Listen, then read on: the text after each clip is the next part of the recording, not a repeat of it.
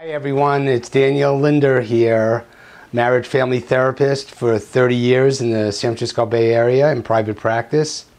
I'm an addiction specialist, a relationship trainer, and I created the relationship model of addiction, which I'm going to be getting into at some point in this video blog. Also want to remind you that what I'm doing here in these videos is I want to be a guiding light and a source for inspiration for all of you who are on the path of recovery, and so that recovery manifests in the quality of your relationships. Okay, so it's all about relationship change towards healthy relationships that nourish self-growth. All right, so last week I started talking about affairs, and I thought I was thinking a lot about the affairs since we talked a couple of weeks ago, because it's the perfect metaphor for addiction. Now, what I was trying to do when I started talking about affairs, I'm talking about affairs as a relationship phenomena. I'm not saying they're good, I'm not saying they're bad, I'm not promoting them, I'm not against them. I'm just looking at them as a relationship phenomena. It's maybe 20 or 30% of the couples that I've ever worked with in my 30 years of practice, affairs are in the mix. And an affair could have been what brought them into therapy. So it's very, very common. And I see it as not an addiction per se, but an addictive relationship. Why? Because when you are at the point of acting on a desire to have an affair and stepping over that line into action, and you get involved in a relationship, I just want to talk about the qualities of that relationship. It's very much like any addiction. There's a secret love affair, which is one of the ways I define an addiction, which again I'm going to get into later.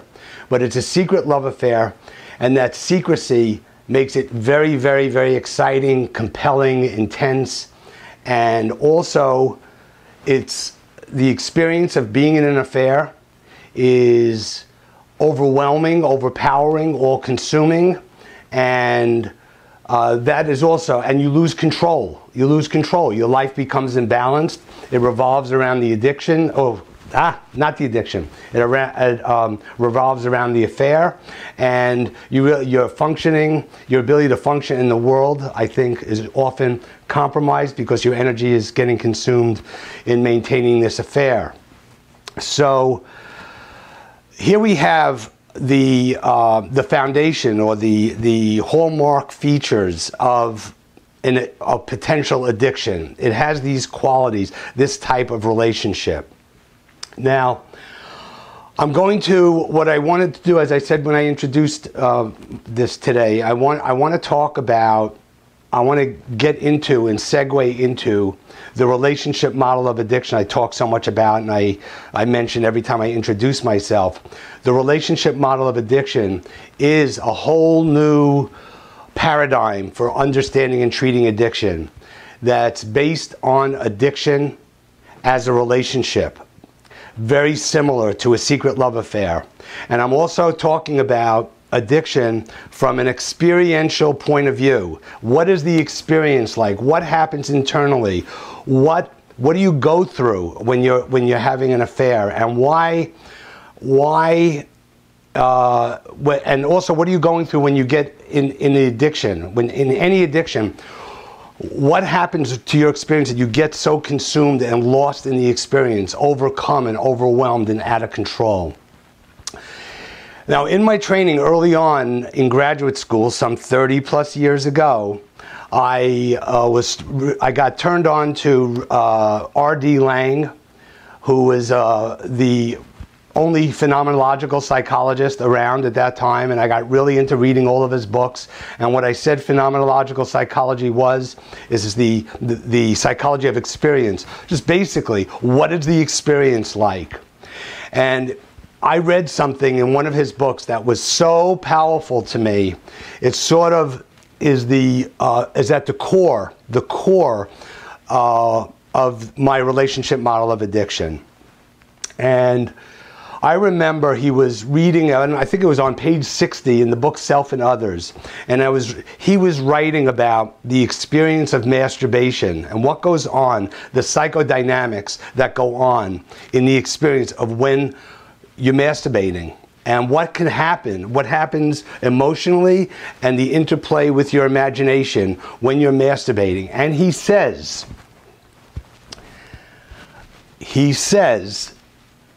real bodily excitement mixed with fantasy holds for many a fascination mixed with horror. Wow.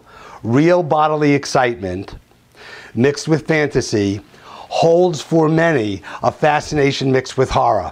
Now, what is the horror? What's going on here?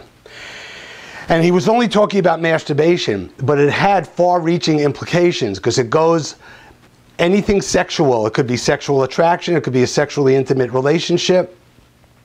Any experience where your body's involved in a sexual arousal way, your imagination is activated because your mind and mood is changing and you're projecting out images and ideas and plot and story that isn't real, it's made up. And also there's emotional needs operating, unmet emotional needs operating when you're masturbating. And I'm going to give you an example. So I'm trying to account for what is the horror? What is the horror that he's talking about? And what he talked about and what I developed in terms of trying to understand what he was writing about and what the horror was about is that I see that